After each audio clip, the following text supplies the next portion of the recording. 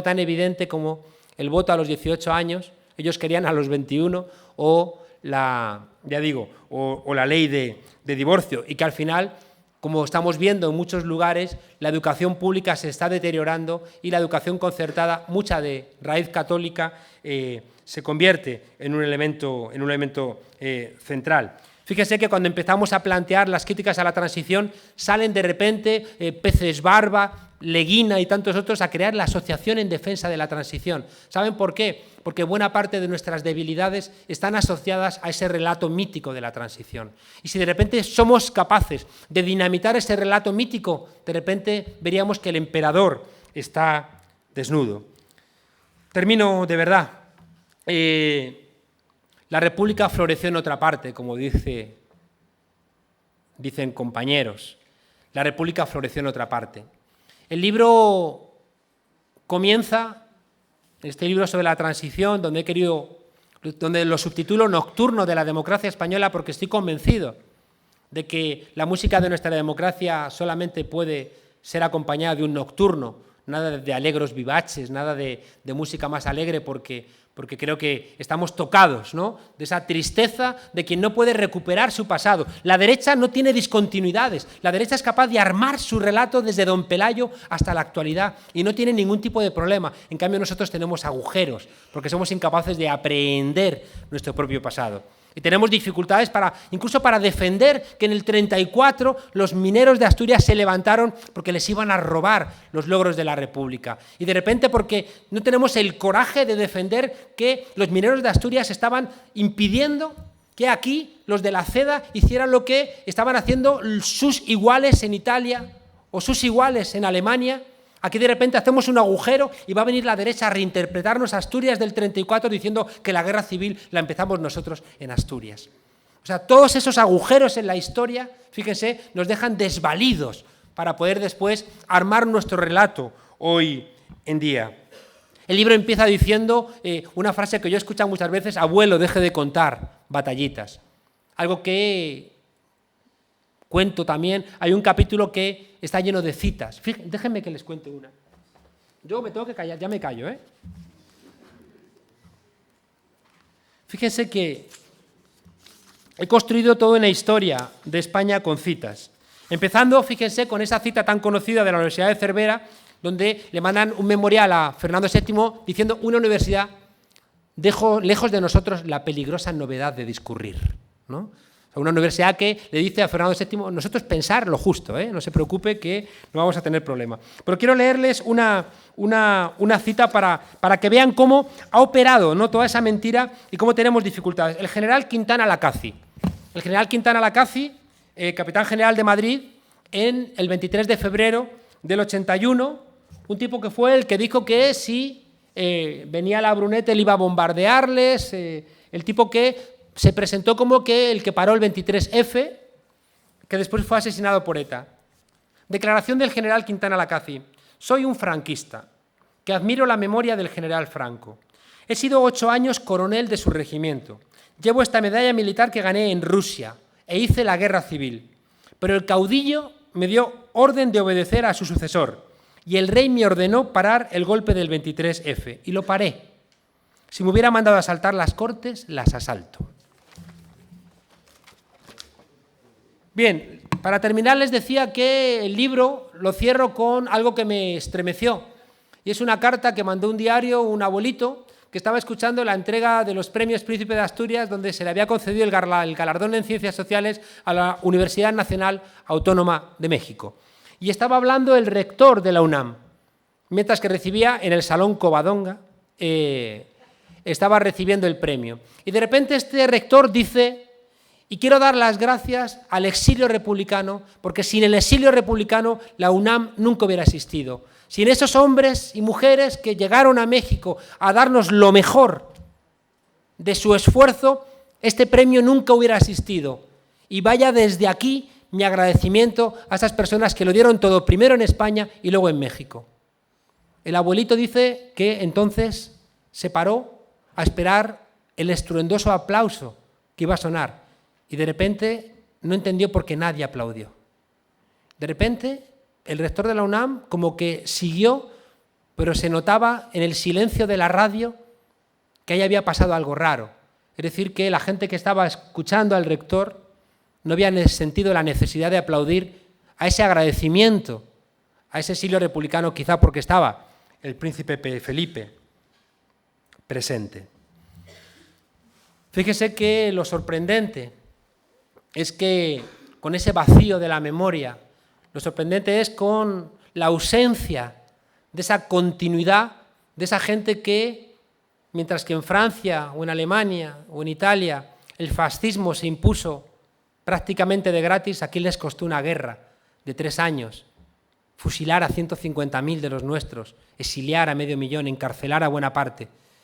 Fíjese que, pese a la ausencia de toda esa memoria, de repente el 15M emerge casi de la nada y sin darse cuenta traza una continuidad con lo que ha significado buena parte de la protesta en este país. Yo digo que el 15M, o dentro del 15M, su ignorancia es su sabiduría. Porque el 15M ha ignorado todo ese relato mítico de la transición, ha ignorado que no podía hacerse nada, ha ignorado que era imposible transformar las cosas y de repente se lanza a la calle y, al no haber comprado ese relato, de repente se ha encontrado con el agujero de ese relato. Y de repente el 15M es capaz de trenzar ese puente que el discurso de nuestra democracia había dejado ausente. Con esto no quiero decir que el 15M de repente se convierta en un lugar político avanzado, de plena conciencia. Lo que sí que les digo es que ha sido el 15M el que ha sido capaz de romper esta democracia satisfecha. El 15M ha sido el que ha sacudido esa mentira de este país que tenía miedo y que cuando Tejero entra en el Parlamento, esos españoles y españolas que no habían hecho lo suficiente para que el dictador no muriera en su cama, de repente, cuando Tejero entra en el Parlamento, dicen: yo no soy como ese, por tanto, yo soy mejor que ese, por tanto, yo soy un demócrata. De repente, esa España, ya digo, satisfecha, esa España que todavía tolera que haya calles que se llamen Queipo de Llano, esa España que todavía es capaz de escuchar la palabra Franco sin estremecerse, se ve confrontada con un grupo de gente joven que ha ignorado todo eso que ellos han querido entender y de repente se ha empezado a preguntar también: ¿dónde está mi abuelo? ¿Dónde está mi abuela? ¿Dónde reposa el ADN de mi democracia? El 15M no es una respuesta, el 15M es una pregunta. Es una pregunta que emparenta una pregunta similar en el resto de Europa, que es la pregunta a la democracia representativa que ya no representa, y es una pregunta al modelo capitalista neoliberal que está generando, como siempre ocurre, mucha exclusión. Y de repente esa pregunta del 15M está empezando a encontrar sus respuestas históricas en el lugar donde se les había negado la posibilidad de encontrar la respuesta. Decía Bertolt Brecht que los pueblos que tienen convicciones son los pueblos que tienen esperanza. Cuando yo veo esta recuperación de la memoria, cuando yo veo que la gente joven empieza a recuperar aquello que se les había negado, veo que tenemos todavía mucha esperanza. Así que muchas gracias por poder actualizar esa esperanza con ustedes.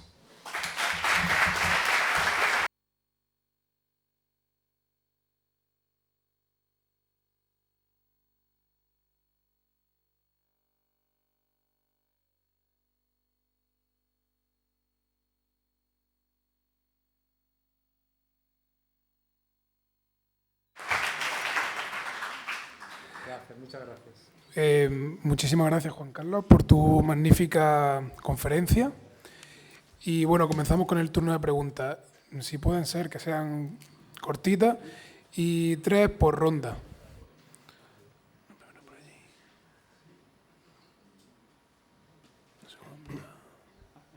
Hay un...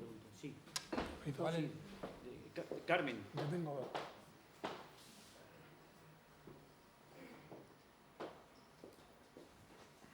No, ahora. Primero este hombre. Pablo. Este hombre primero.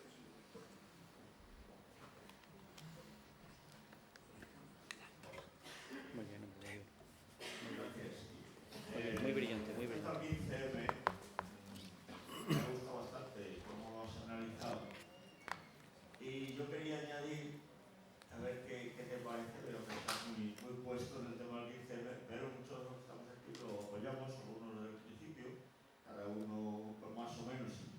universidad y yo lo he visto en Madrid, desde que empezó la campaña y tal, como el 15M inicial, el de la campaña del Sol, desde luego estaba a nivel cero en memoria.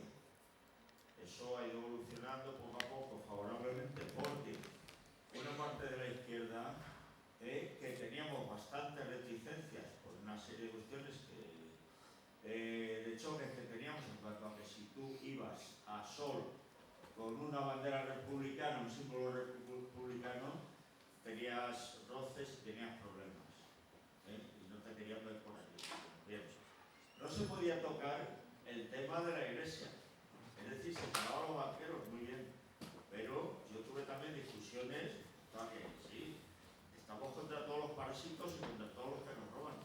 Entonces, el 15 tiene que hablar de la iglesia, que la estamos financiando con nuestros impuestos, y de la monarquía. Bueno, pues hubo discusiones. Esos temas eran tabú. Bueno, eso ha ido cambiando. Y el feminismo, feminismo, inicialmente. Bueno, había feministas allí, pero la verdad es que no tenían mucho peso. Y bueno, pues resulta que lo de la iglesia sufrió una transformación terrible, el tabú de la iglesia, cuando se anunció la visita del Papa. Y ahí una parte del 15M tuvo una participación importante, aunque no fueron los que convocaron. Luego la prensa vendió que era el 15M el que se había enfrentado a la visita del Papa. No, el 15M apoyó y se sumó, pero fuimos las organizaciones, las asociaciones laicas, las que convocamos y organizamos la resistencia contra la visita del Papa, pero el 15M, o una parte importante, se comportó fantásticamente. Otro tabú que se había roto.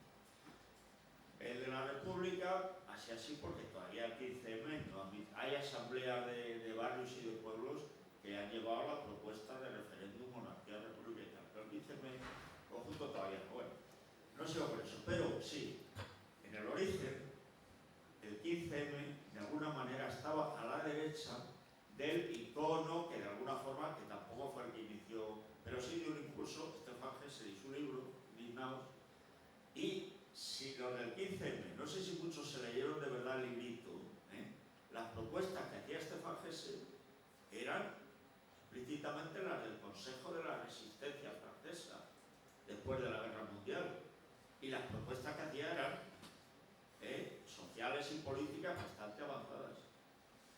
Bien, eso 15M lo ignoró. Stefan Hesse era un icono, pero su librito en realidad no. Sin embargo, el 15M, y termino, ha evolucionado bastante hacia la izquierda y Stefan Hesse se descolgó apoyando a Zapatero, lo cual no casaba en absoluto el apoyo a Zapatero en un momento que Zapatero ya se había desenmascarado, cuando su librito decía otra cosa y las propuestas eran muy fuertes. Bien, entonces afortunadamente el 15M ha desbordado por la izquierda a Stefan Hesse, lo cual me parece muy bien. Y nada más, que allí en Madrid estamos mucha gente que no somos tan jóvenes, somos un poco menos jóvenes, y estamos ahí, estamos en las asambleas y hacemos lo que podemos, ¿no? Vamos a buen rollo y seguimos adelante. Nada más. Estupendo.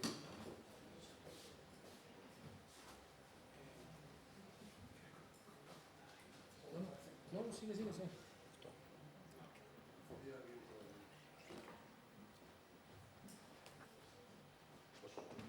Como si fuera un braille, dejo que se nos haga el libro.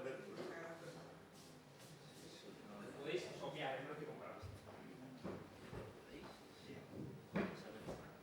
Sí, buenos días. Yo agradecer muchísimo la conferencia, muchísimo. Hay una cosa que me ha llegado al alma, que abuelo de contar la vida. Quizás porque yo me he visto siendo heredera de una política de izquierda, mi padre estuvo en la zona roja, pero yo acabé diciendo a mi padre, ya está en la realidad. Y considero que los mataron dos veces, una en el 36 y después otra en los años 80. Eso cual hay una lucha enorme que tenemos que terminar cueste lo que cueste. Y yo lo digo de esa forma. Por otra parte, cambiemos el lenguaje, cambiaremos y además no los creeremos. Porque yo creo que hay que cambiar los lenguajes para que no sigamos creyéndolos. Y si resulta que ya no queremos obedecer, podría ser otra cosa. Una cuestión que yo ya me creo, al hilo de lo que ha dicho en su conferencia, es tan punitivo el proceso de esta transición que por lo menos yo a nivel personal, que por fin tengo que agradecer al vómito que no quiero seguir comiendo, por lo menos esta comida que me meto. Y para finalizar, yo plantear una cuestión, la cuestión de votar, del voto. No sé por qué yo estoy convencida de que, por lo menos en este país, acabarán votando únicamente la gente de la derecha, porque son los que en un principio estaban en contra del voto, pero que desde luego aquí se han defendido sus intereses única y exclusivamente. Lo demás todo es muy lento. A mí en estas elecciones me hubiera, yo soy de Málaga, a mí en estas elecciones me hubiera, lo que de verdad me pedía el cuerpo, era no votar.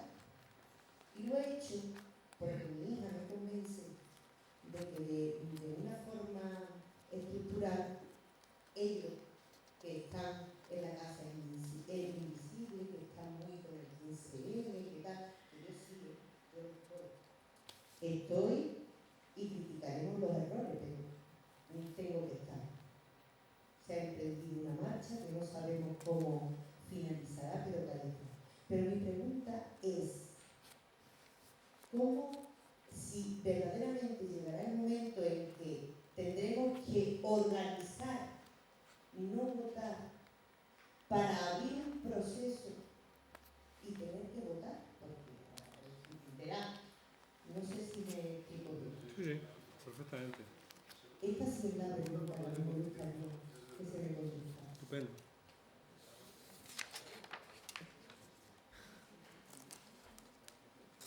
Me he quedado sin papel.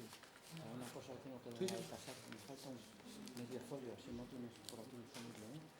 ¿Quién puede tener? No, porque he ido gastando. Pero si me falta un papelito, o cualquier cosita. Y si no, no te preocupes, lo busco por otro lado. Un orador fabuloso y además con una tremenda capacidad, ¿no?, de síntesis. Yo aquí tengo una pequeña duda que voy a plantear. Cuando escucho el relato y estoy leyendo tu libro, tengo la duda de que a veces, cuando hacemos una recopilación de datos, de información, a veces sin querer,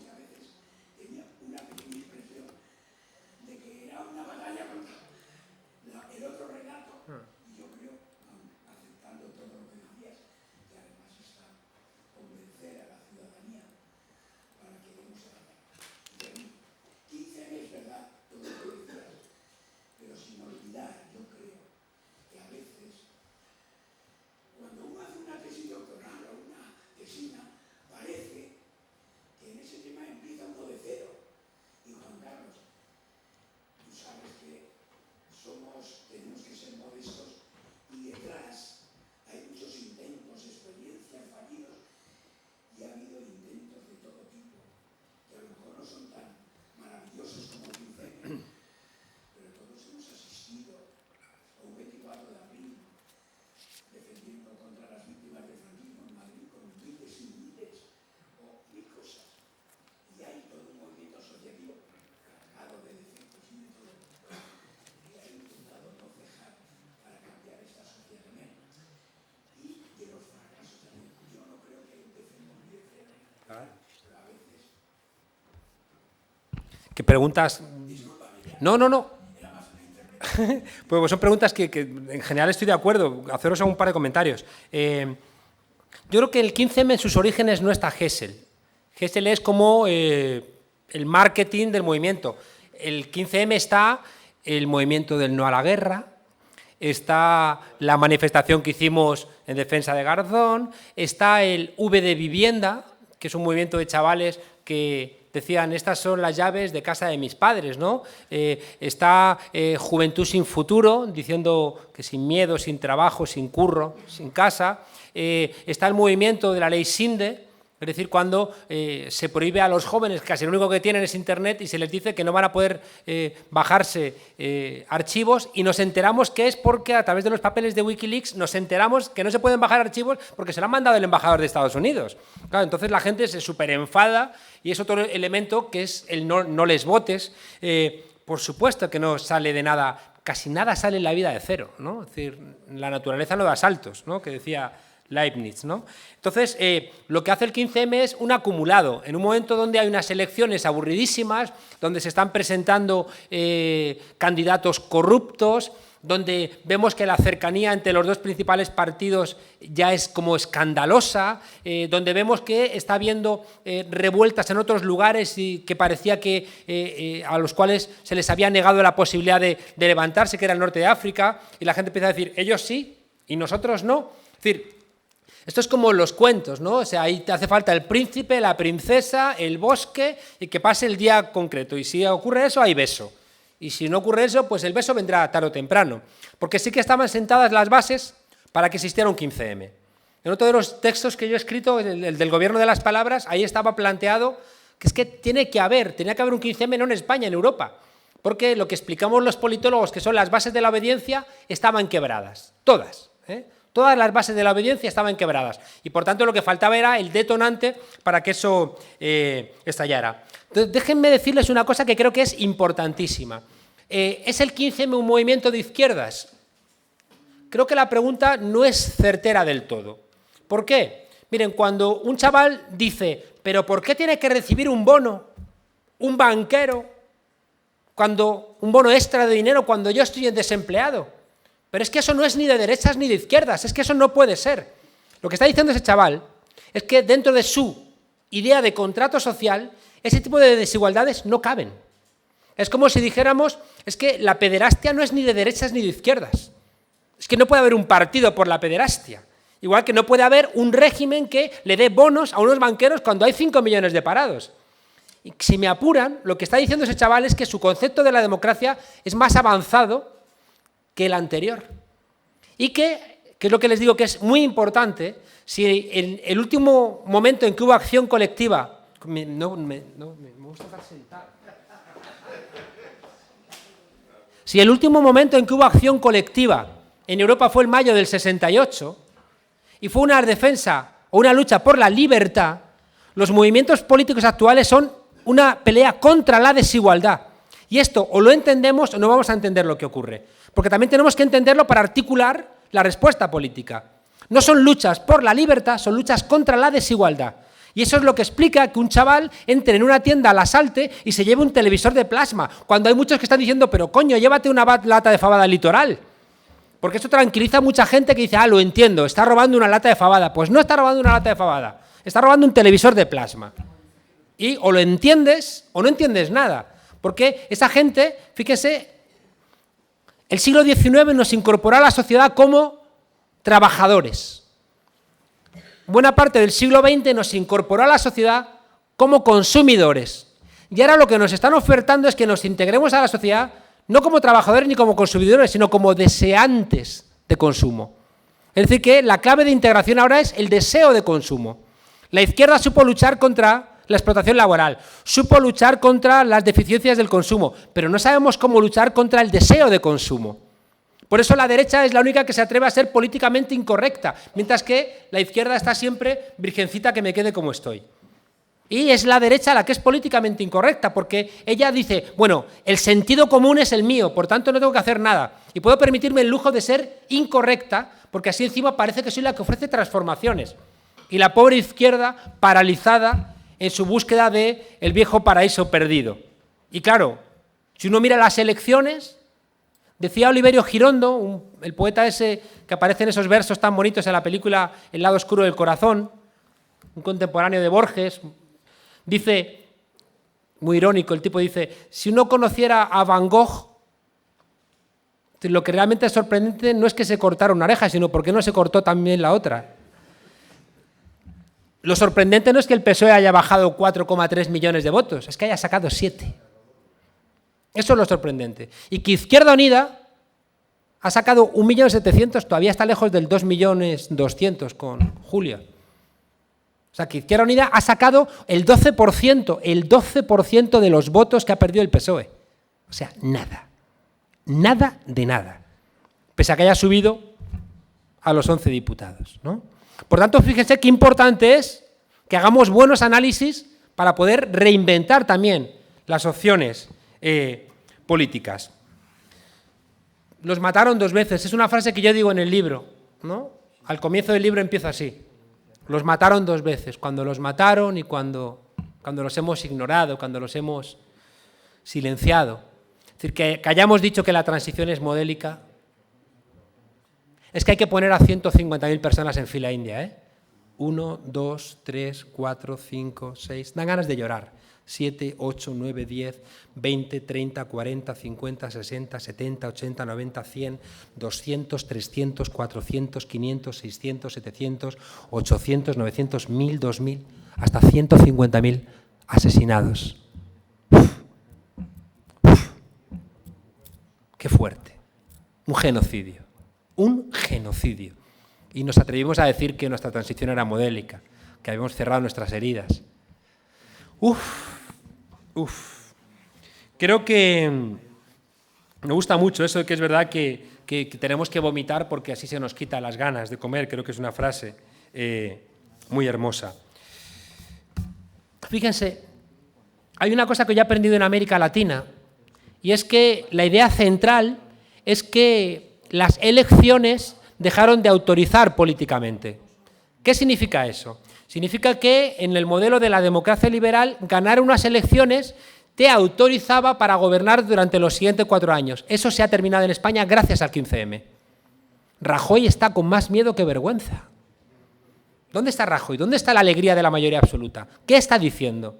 Si Rajoy lo que está pensando es, lo que nos va a pasar es que nos van a poner a un tipo de Goldman Sachs. ¿Por qué? Porque lo que está pensando los banqueros es, no te presto dinero si no me gestiona el pago de la deuda uno de los míos. Porque tú estás sometido a elecciones y aunque seas muy bruto y muy duro, como los de Convergencia y Unió, que digan, es que si llego a haber dicho esto durante las elecciones, menudo escándalo que se monta. Bueno, pero tienen que ganar las elecciones en Andalucía, tienen que someterse a elecciones. Y por tanto, fíjense que la gente de los bancos dice, no termino de confiar ni siquiera en vosotros que habéis cambiado la Constitución para garantizarme el pago de la deuda. Y eso lo sabe Rajoy. Por tanto, fíjense que el escenario que yo he visto en América Latina, que es esa gente que sale en helicóptero del Palacio de Gobierno, yo no la descarto tampoco aquí, ¿eh? Y yo estoy bastante vacunado de esas ensoñaciones que tiene la izquierda de que ya la crisis que viene es la siguiente. Esas cosas no están escritas. No sabemos. No hay bolitas de cristal, no hay ideas lineales. Pero que es cierto que ya ganar unas elecciones no te autoriza políticamente, que ya no hay cheques en blanco, eso es cierto, ¿eh? Y por tanto, yo creo que eso de que hace falta votar a la derecha, Bueno, lo bueno de que haya ganado el PP es que se rompe la ensoñación de que voto A y si no funciona A, voto a B. Y si no me funciona B, voto A. Pero es que eso ya no es muy creíble. Es decir, que los plazos se han acortado tanto entre el fracaso de A y el fracaso de B que la gente está diciendo hay que mirar en otros lados, ¿no? Y ellos lo saben. Yo creo que por eso la enorme preocupación. No votar, yo creo que al final el resultado va a ser el mismo. Yo cuando he visto en el 15M en Madrid que estábamos discutiendo de política a las 3 de la mañana sobre el Tribunal Constitucional, sobre el Tribunal Supremo, sobre ese tipo de cuestiones, creo que están sentadas las bases para poder inventar la alternativa. ¿Por qué? Por algo que decía Stiglitz, el Premio Nobel de Economía. Stiglitz dice que... Dice Stiglitz... ¿Tengo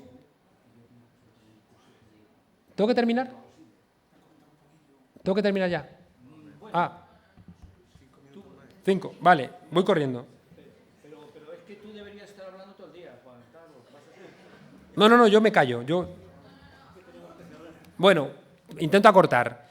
Stiglitz dice que no hay ningún tipo de evidencia, ni teórica ni empírica, a los presupuestos neoliberales. Que no hay ningún tipo de evidencia, ni empírica ni teórica, para el hecho de que tú digas, abres las fronteras y vas a exportar más. Bajas los salarios a los trabajadores y va a aumentar el consumo. Bajas los impuestos a los ricos y van a invertir más. Todo era una puñetera mentira. Todo. Ni evidencia ni teórica ni empírica. Y se ha hundido todo y las facultades de economía siguen sin cambiar sus planes de estudios, salvo los chavalitos de Harvard que el otro día se fueron de una clase diciendo ustedes nos están contando mentiras. Y de repente Mankiev, el gurú de Harvard, dice coño, se me han ido los estudiantes porque me han dicho que soy un vendedor de crecepelo, ¿no? Creo que es decir, la desautorización es tan clara y tan evidente, ¿no?, que yo creo que la cosa va por buen camino. Claro, por supuesto, que no hubiéramos podido preguntar dónde está mi abuelo si no hubiera existido a mí quien me enseña eso. Es decir, si no hubiera habido puentes, ¿yo cómo voy a pensar lo que pienso? Es decir, claro que ha habido puentes. O sea, mi discusión no es que haya habido puentes, sino que ha habido gente también que ha dinamitado esos puentes. Es decir, yo he tenido maestros, he tenido algún familiar. Siempre has tenido gente que te ha enseñado este camino, los que ponían esas piedritas para señalar dónde estaban enterrados los mayores. Pero lo que hemos hecho los nietos, que creo que eso es lo relevante, lo que hemos hecho los nietos ha sido romper ese relato mítico de la transición.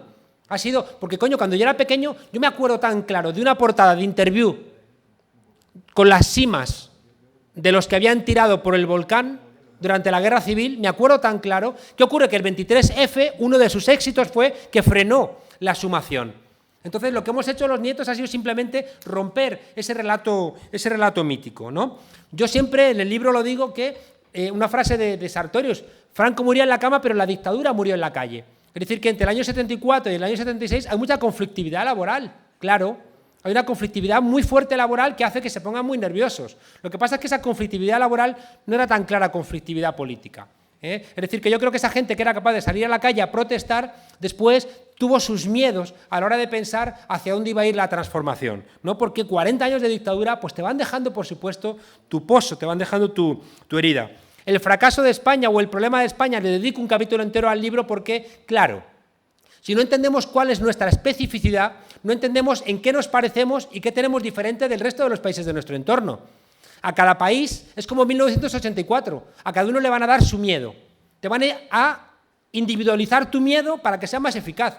Entonces tú tienes que conocer la historia de tu país, cómo se construyó este país por agregación, cómo fracasó en el siglo XIX la burguesía, cómo esa burguesía fracasa en la cuestión social y llama al ejército, y por eso tenemos esa intervención constante del ejército en nuestra política, cómo fracasa en la cuestión del reparto imperial, y por eso tenemos esas dificultades también en nuestra relación, por ejemplo, con América Latina, cómo fracasamos en la construcción del Estado Nacional y tenemos esas tensiones del País Vasco, por cuál es la Icurriña. La Icurriña es la Union Jack inglesa.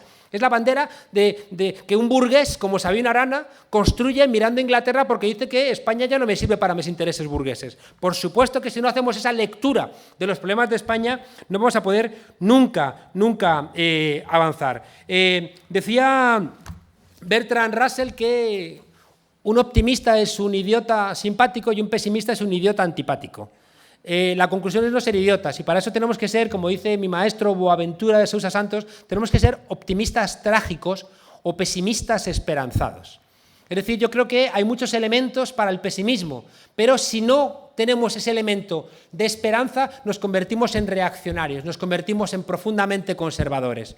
Yo creo que el pensamiento crítico es un pensamiento que de algún lugar saca siempre las fuerzas para seguir avanzando. Aquello que decía Pessoa, y si ya no puedo creer que nada sea verdadero, ¿por qué sigue viniendo cada noche la luz de la luna a batir la hierba? Es decir, yo creo que el pensamiento crítico es capaz de ver la grieta en esa enorme pared y saber que la grieta es la tendencia.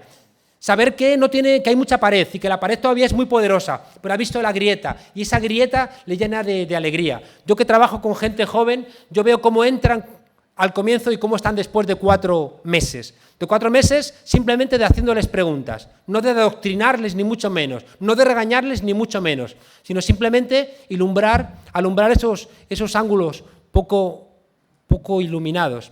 Y nosotros somos la gente de la luz. Gracias.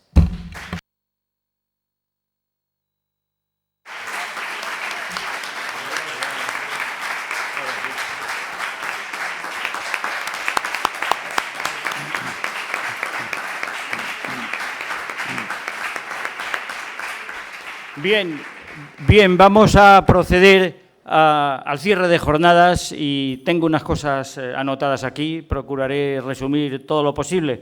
Por cierto, como le veo que dar algunos de los libros generosamente, yo, si alguien me quiere dar, antes de irme de aquí, que me iré enseguida a coger un tren tal, lejos de aquí, para camino de Madrid y luego otro para Valencia, tengo un libro que no sé si lo presento en Granada, no me acuerdo, Memoria irredenta del franquismo, creo que sí, la transición del embudo bajo vigilancia militar. Si alguien lo quiere, me da su email y yo le doy una tecla y le mando las 300 páginas. Luego que él haga lo que quiera, que las imprima o que se las guarde en sus documentos y se los vaya leyendo. Pero vamos, si me da su email, yo le mando el libro, lo cual es ilegal, pero en fin, bien. Pero es absolutamente legítimo porque los que hacen el libro, pues les cuesta el libro a lo mejor 2 euros o 2,70 y lo venden por 4.000 pelas o así, en fin. Vamos a ver... Claro, con su brillantez y su facundia, no Facundo, facundia, Juan Carlos Monedero, viejo compañero y conocido en fin, no precisamente de facheríos, me ha pisado una serie de cosas. Bueno, yo hubiera hablado también del indecente, infecto, lo conozco mucho desde hace muchos años, cuando no era nadie, lo conocí en Almansa, Bono, Pepe Bono, bueno, protector político de Fraga y tal. También me ha pisado algo de lo de París, que iba yo a citar, para una cuestión que os hagáis idea. En fin, y lo de que la transición, pues yo la llamo siempre la transacción, ¿no? Y Queipo de Llano yo le llamo el mayor terrorista de la historia de España, porque dijo que ya sabéis que a las mujeres de los rojos pues ya hacerlas saber lo que es su nombre. Les decía, ¡a los moros! Porque no eran españoles, eran mercenarios, igual que los legionarios. Y le decía, y si patalean y berrean, más caña.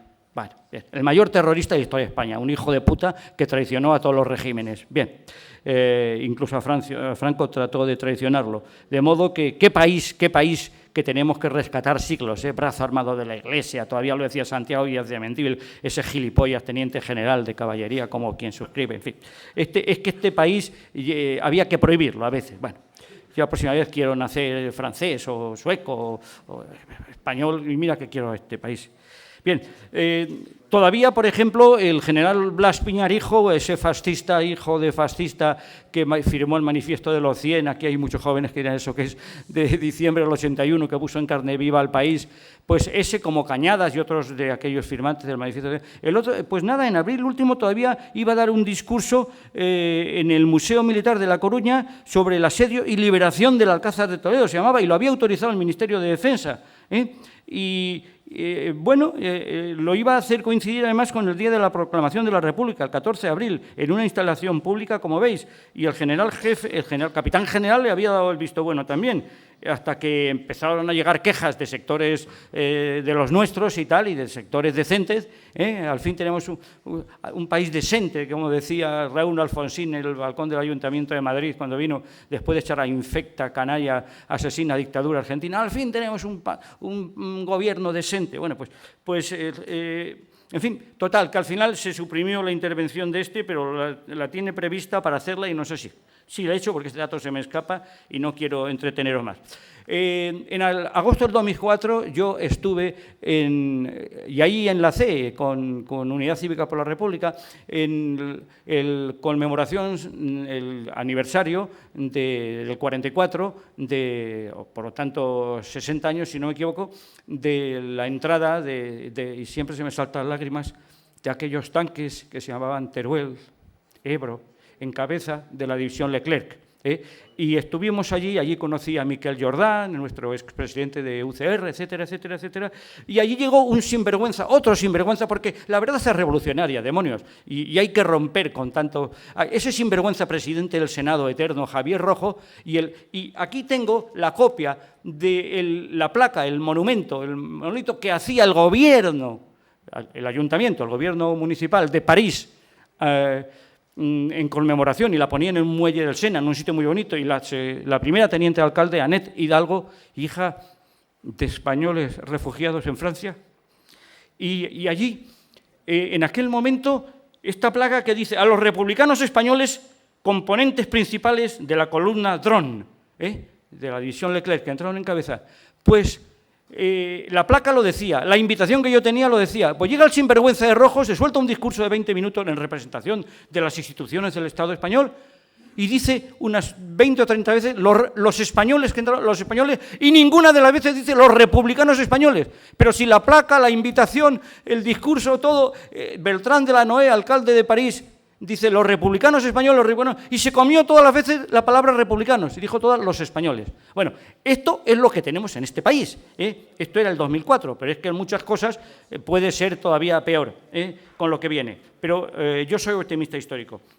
Por ejemplo, en cambio, iba yo a Ciudad Real a una conferencia el 6 de diciembre del 2009 y ese día El País publica una encuesta y dicen, en su opinión, lo mejor para España es seguir siendo como ahora una monarquía o pasar a una república. Y sorprendentemente, un 25% dice república, en diciembre de 2009, un 25%.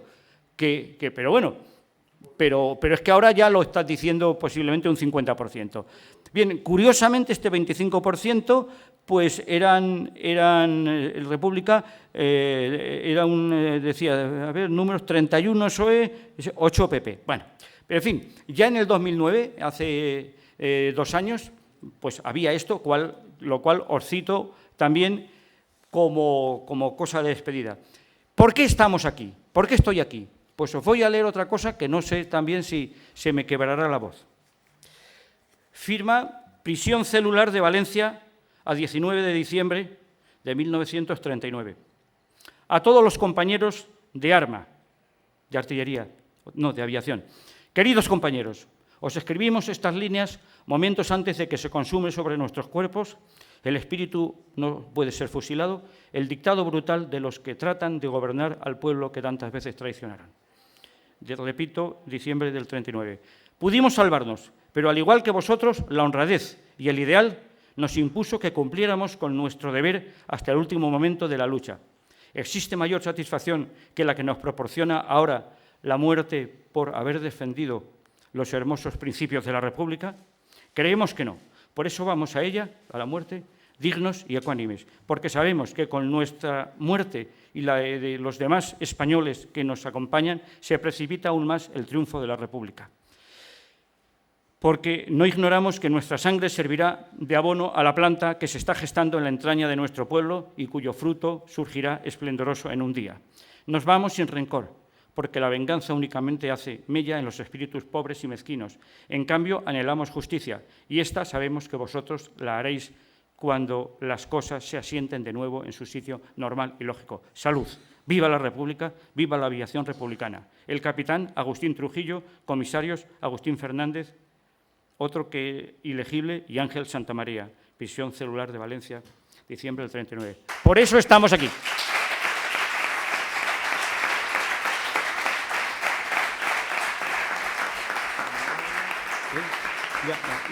Y finalmente, algo que algunos lo podéis haber visto en nuestra bandera, en el número reciente, 229, algo que he publicado, ¿no? También publica Antonio Romero, también ha publicado Felipe Alcaraz, Julio, no me acuerdo. Bien, somos jacobinos, en el sentido, que tiene varios significados, de que no somos girondinos, que es los que no querían que cortaran la cabeza a Luis XVI. Por ello, somos republicanos, tenemos sangre jacobina, cual el modesto y preclaro don Antonio Machado, y sabemos que la Tercera República Española será definitiva, enterrando para siempre la monarquía en España, como hiciera la Tercera República Francesa. No pretendemos cortar la cabeza a nuestro Luis XVI Borbón, solo rescatar siglos. Eso significa en este país la República. Por eso la fusilaron 2 veces, pese a que había llegado sin una gota de sangre entre el alborozo del pueblo. Hemos memorado no hace tanto el aniversario del 14 de abril, ahora hace un poco más. El 80, el 80º, con el nervio de las fechas que historian y numeran décadas. Nada menos que ya 8 décadas desde aquella alborada en que la cultura, la moral y la política, aliadas al derecho, parieron por segunda vez en nuestro país el único sistema compatible en plenitud e integridad con la democracia, ese sistema de doctrina y práctica al que llamamos república. Nadie con honradez intelectual y aptitud de discernimiento puede ignorar que el fin natural de una sociedad democrática es la república. Diferente y funesto asunto es que la coalición bastarda de epulones reaccionarios, eclesiásticos infieles a su evangelio, militares corrompidos por el miedo al pueblo o adoctrinados en el fascismo, linajudos terratenientes, etcétera, diferentes cuestiones decimos que dicho contubernio haya logrado en el 19 y en el 20 reponer en el trono una y otra vez a los Borbones tras traicionar y linchar a las 2 repúblicas. Mas esa infausta realidad solo prueba la inmadurez histórica y política de España con la voluntad popular arrojada por tal alianza de poderes bastardos. En un tiempo en que las monarquías semejan una especie en extinción, sucesivamente una menos, nunca una más, nuestro país se constituye en excepción mundial, pues ya han arribado 4 veces dichos Borbones, 3 de ellas como resultado de feroces guerras civiles y golpes militares. Otra vez tras el sainete de abdicaciones de Carlos IV y su abyecto hijo Fernando VII, aquellos cobardones, león en casa, liebre en la plaza, dice el refrán, que cedieron la corona de España al emperador de Francia. La presente monarquía, voy por la mitad ya de esto y termino, antes de que me riña José María demasiado. La presente monarquía que soportamos constituye, por otra parte, auténtico esperpento, pues su insana legitimidad originaria deriva del dedo del dictador que logró serlo gracias a Hitler y Mussolini, conculcando incluso las reglas de la dinastía y colocando a un monarca, el llamado don Juan Carlos, a cambio de que obedeciese mansamente a dicho dictador enano llamado Franco, traicionando a su propio padre, el rey, el monarca, y jurando solemnemente los principios fascistas del llamado movimiento nacional. Aunque, como Groucho Marx, Juan Carlos Groucho Marx, luego dijera, estos son mis principios, si no le gustan, tengo otros. Y puedo jurar lo contrario. Toca aquí poner en su sitio la media verdad con frecuencia. La mayor mentira es la mitad de la verdad, de que los españoles votaron sí a Juan Carlos en el referéndum de 6 de diciembre del 78, que dio vía a la Constitución sancionada el 27 de diciembre. Pues la automitificada transición fue en realidad transacción, con una serie de trágalas impuestas en tal Constitución por los francofascistas, y si no, no dejaban paso, no permitían la democracia. Y ahí estaba el ejército de Franco vigilando y amenazante lustros después de morir el César marroquí. Y para imponer las trágalas y guetos, entre los que destaca la ignominiosa no rehabilitación de los últimos soldados de la República, los guerrilleros antifascistas o maquis, héroes en toda Europa menos acá, estaban padres de dicha ley máxima como Fraga, que en toda Europa, del este y del oeste, excepto aquí, hubiera sido juzgado como criminal, tipo Pierre Laval, fusilado, o Philippe Pétain, o tipo Goering, Ribbentrop, Keitel, Frank o Speer, que le metieron 20 años. Mas acá es presidente de un partido como el PP, por lo tanto lo declaro modestamente partido fascista, por lo menos parcialmente. La cabra tira al monte, porque no quiero decir el cabrón. La monarquía hereditaria, en fin, un apunte jurídico, transgrede la Declaración Universal de Derechos Humanos de Naciones Unidas, que dice en su artículo primero que nadie puede ser desigual de otro por nacimiento, y ello sin distinción de ninguna índole, ni por origen ni por nacimiento. Artículo segundo. También transgrede el Pacto Internacional de Derechos Civiles y Políticos. Todos ellos, como sabéis, obligan al Estado español a su cumplimiento, y el propio artículo 14 de la actual Constitución española, etcétera, etcétera, y también el artículo 1 de la Constitución. La igualdad es el valor superior de nuestro ordenamiento jurídico. El 9, la igualdad ha de ser real y efectiva, y el 23 de la Constitución, derecho a acceder en condiciones de igualdad a las funciones y cargos públicos. Por todo esto, por la dignidad colectiva, porque tenemos que rescatar siglos, porque ser republicano es simplemente ser demócrata, porque el rey nunca habla de la corrupción y el enriquecimiento sospechosamente rápido, él tiene 300.000 millones y no tenía nada, porque creemos en la libertad, igualdad y fraternidad humana, etcétera, etcétera. Decimos que, no me como 2 o 3 o 8 líneas, decimos con el gran Pedro Garfias, por lo noble, por la paz, por la justicia, por el trabajo, por la libre república del pueblo, peleamos, peleamos. Gracias, nada más.